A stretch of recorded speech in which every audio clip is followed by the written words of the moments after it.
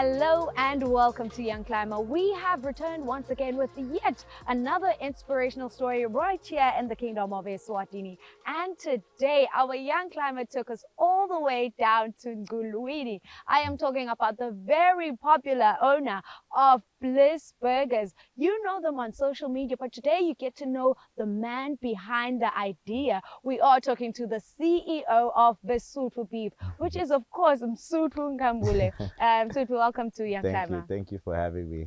Msutfu, you attribute most of your success to your upbringing and strong family values. Can you please just take us back to you growing up? So I grew up in a very tight-knit family.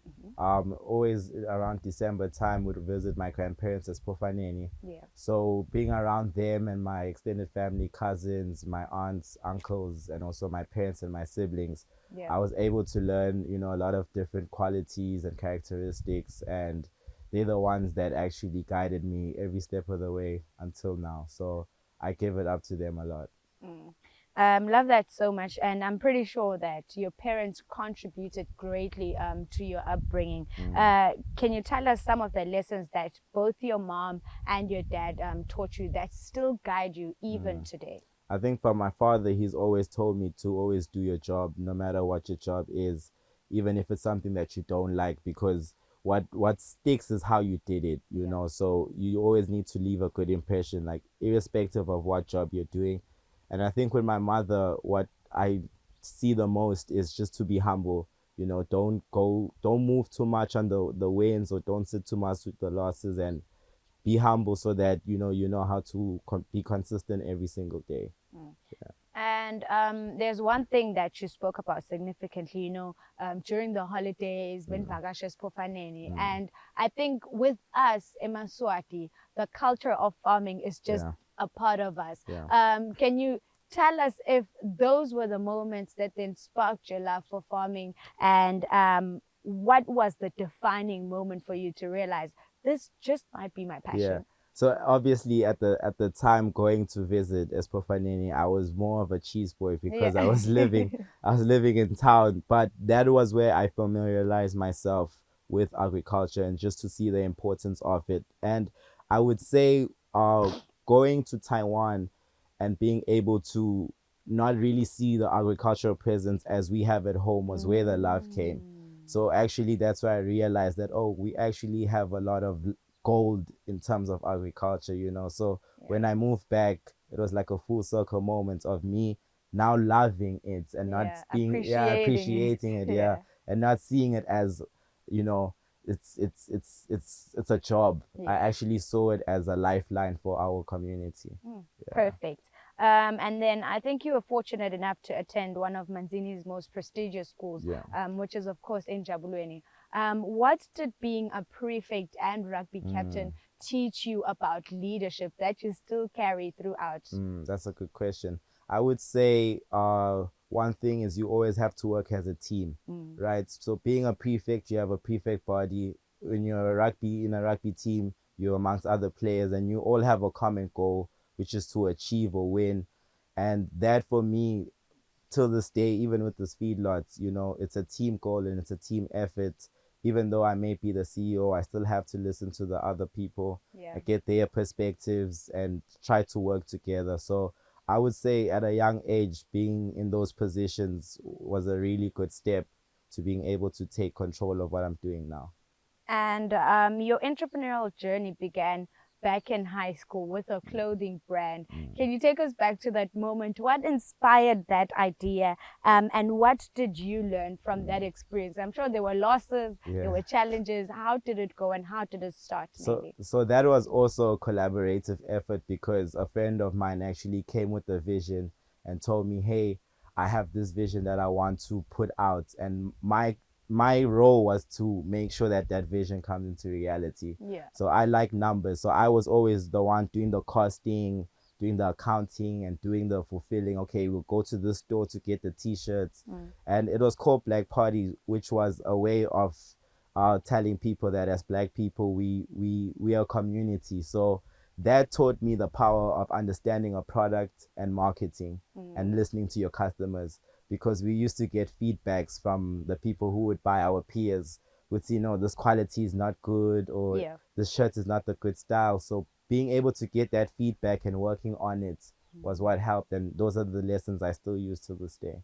And then after high school, you were fortunate enough to, study in Taiwan, doing international business and marketing. But firstly, let's go back to Msutfu. After receiving your results, why did you think Taiwan? I mean, there are so many other universities that you could have gone to. Why was Taiwan a good pick for you? To be honest, at the beginning, I didn't want to go. I wanted to go to South Africa, to be honest, because I wanted to pursue a career in rugby. But obviously, I knew that, okay, I don't have what it takes. And the harsh reality was my maths at the time was not in a position that could put me in prestigious schools in Johannesburg or in Cape Town. So my father and my aunts just came to me and said, I think you need to restart and go learn yourself more than anything. And that is Taiwan. And for the past 2 months of understanding that, I was like, no, I don't want to do it. But when the time came where it was like, it's either you pack your bags or you stay at home and take a gap year, I was like, okay, let me pack my bags. And turns out that was a great decision for me. So that's why I ended up going there. And just leading into the experiences while you were in Taiwan, how was the transition for you, the cultural transition, just landing there, from the food, the language? How did you manage to handle that? No, I didn't handle it for the first 6 months, to be honest. It was a struggle. But one thing I learned is it will not last forever. It's just a period of time, and you need to open up your mind. And once I started doing that and having local friends, that's where I was able to integrate myself into the community. So it's not the same food, but you learn to love it. And if there's one thing that you did, I guess you were much more comfortable during this time because you were a part-time English teacher, hotel waiter, and a credit specialist. How did those roles shape your work ethic? Because being a teacher, being a waiter, and being a credit specialist is like 3 different jobs. What did they teach you about work ethic, people, and resilience? So those, like you said, those are 3 different fields. So in each field, you learn something that's very core. So for example, with teaching English, you learn how to connect with people and how to handle different personalities. When you're working as a waiter, you're learning how to provide a service to people and make sure that they are comfortable. And with the credit specialist, now that's a very business and financial field where you need to give advice on how people can spend their money. So all of that put together is what helps me on an everyday of running a business, because you have to deal with people, you have to make sure your service is up to scratch, and you need to make sure you know how to like handle your finances properly. So all those put together is what I feel like are qualities that make a good CEO. And then during your time there, did you have any realization of, hey, maybe I'll go back home and I'll start a business there? Or were you like, you know how some people get out of Eswatini and they're like, Angsabuyele, was that a thing for you? Or you were like, I want to go back home and, give back to my community in this way? To be honest, I did want, it was a conscious decision for me to pack my bags and come back home. I left my apartment knowing that when I come back to Eswatini, I am going to start a business.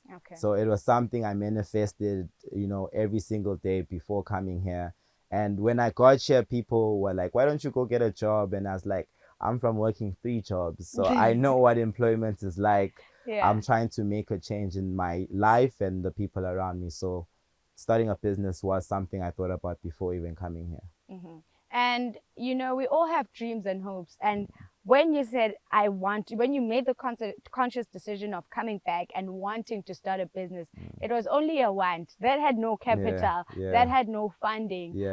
Coming back for you, how did you manage to fund the first step into starting Msutfu Beef? To be honest, this is a very important question, and I want to let the people know that we think funding comes from getting loans at the bank and saving up money, which is a form of, but it's not the only form. So another one is called getting an angel investor. An angel investor is someone who actually believes in your vision and also believes in you as a person, and knows that when you are going to do this venture, even if it fails, they trust that you're not going to give up. So I was fortunate enough to have an angel investor believe in what I wanted to do. So I got a little package to start me off, but I was told that this is the only package you're going to start with. So make sure you use it wisely. And I was able to do that and grow the business. So that's how I got to where I am now. Alrighty. There's so much to talk about and there's so much to cover, because you didn't only just start the feedlot, you got into the production part where you're processing beef now. It's a whole chain. But we'll talk about all of that right after the break.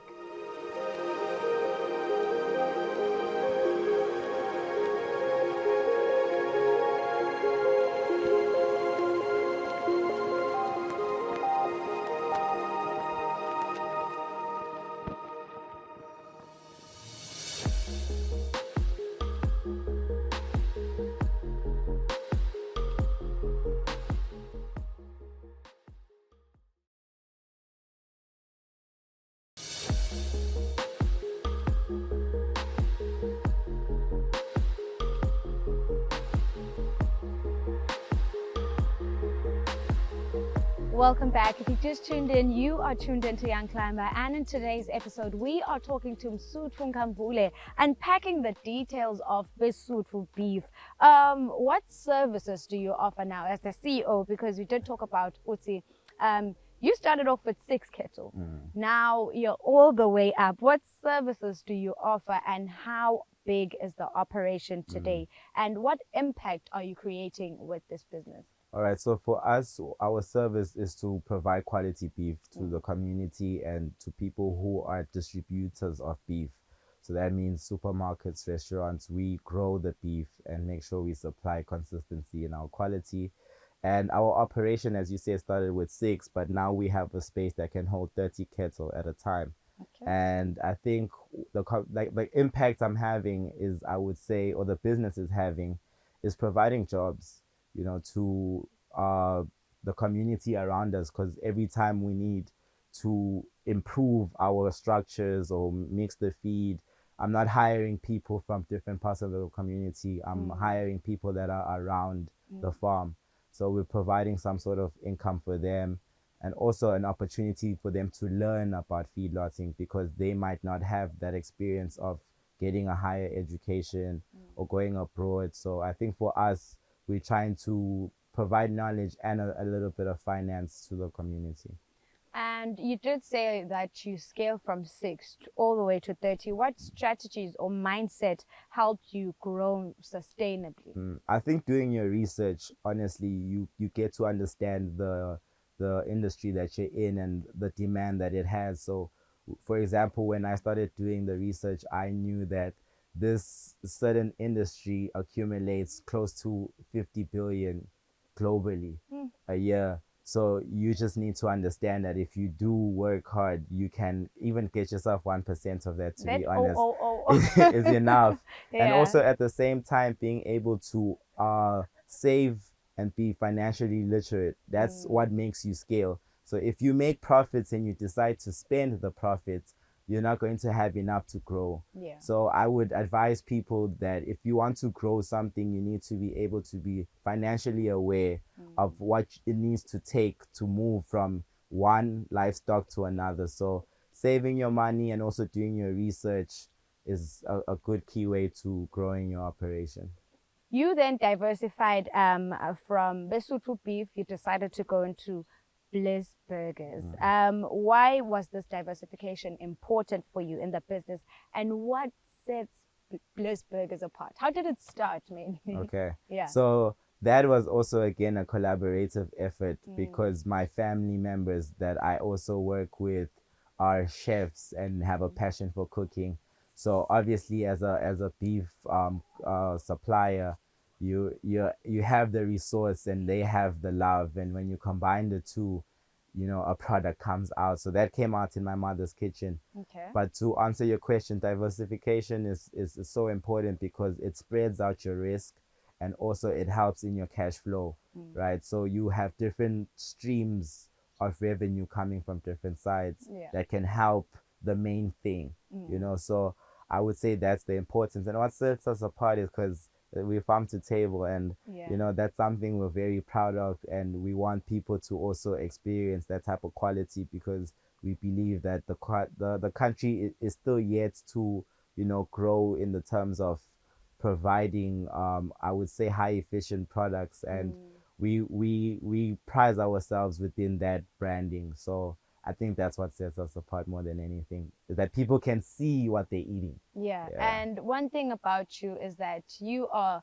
hardworking, and I have seen you at every event that I go to. You make sure that Bliss Burgers is a feature, or there, you know, selling the burgers. But this year, you're taking Bliss Burgers to the MTN Bushfire Festival, and that to anyone is definitely a milestone. What does this moment mean for you personally and professionally? I think personally, it just, you know, it's always nice to get a validation of what you're doing, Yeah. and the fact that you can sense that, okay, if I'm here, that means like the products we've created as a team has some sort of quality that matches the quality of Bushfire, because that's a very prestigious platform. So it was a very great good validation for us personally, and then professionally, it also just gave us a good understanding of what it takes, you know, because we all call ourselves professional, but when it's time to be professional, are you professional? Yeah. So the fact that we were able to be a part of this shows that in every single step we were able to conduct ourselves in a professional manner, and being able to uphold ourselves in a way that the team of Bushfire allows us to be a part of them. So professionally, it was a good stamp. And you know, with you, social media has played such a great role besides the fact that, you know, you do really carry an international business and marketing degree, which speaks to why the business has been so successful. But social media marketing has also played a huge role into marketing Bliss Burgers, into marketing Msutfu Beef. Can you just take us to your strategies for social media and how you've managed to make it a tool to power your business? So like you said, it started off obviously with the qualification. I was studying marketing for 4 years every single day. So for us, we get to understand the deeper look behind social media than just having a good time. So like for us, it's all data. Like if you look at it, social media is a way to collect data of what you produce to the community. So you're able to see through the numbers and through the views and all those statistics what people like and what people don't like. Yeah. And you're able to use that data to then make decisions of what to do more of and what to do less of. So for us, I use that on a day-to-day basis to make business decisions. Yeah. And also, social media is trial and error, but it's a less of an error the more you do it. Yeah. You see, the more you understand it, because you have a core understanding of what the app collects for you. You see, so I think for us, that's just all it is, and also to have a little bit of fun. And you've you know, successfully blended farming, retail, and creative ventures. How do you stay grounded with so many passions? I think being around different people all the time for me helps me stay grounded, because I like to absorb. I always like to learn. So for me, if I'm not grounded, I won't have the capacity to learn something when I'm speaking to someone, especially that's in a different field of me. And we don't have a lot of time in this world, to be honest, you know. So the little time you have with someone, you know, try to take the time to hear them out and hear what they're saying and learn from them. So I think that's what always like keeps me grounded, just knowing that we're not here for a long time, you know. And Msutfu, you know, every entrepreneur faces tough days. What have been your most challenging days, and how did you manage to overcome them? The most challenging days, I would say, the beginning. You're entering a field where you're young, and it's dominated by our senior citizens. You know, you're not taken serious. You know, people don't pay you on time.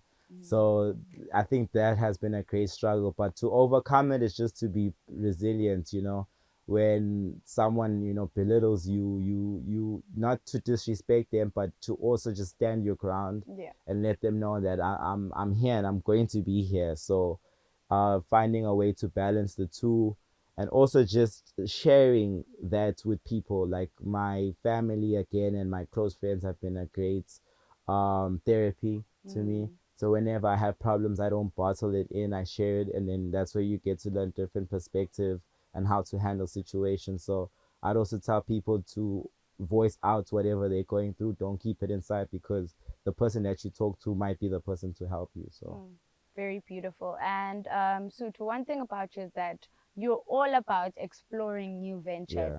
Recently I saw you breaking into, it's Bliss Burgers, but now you get wings.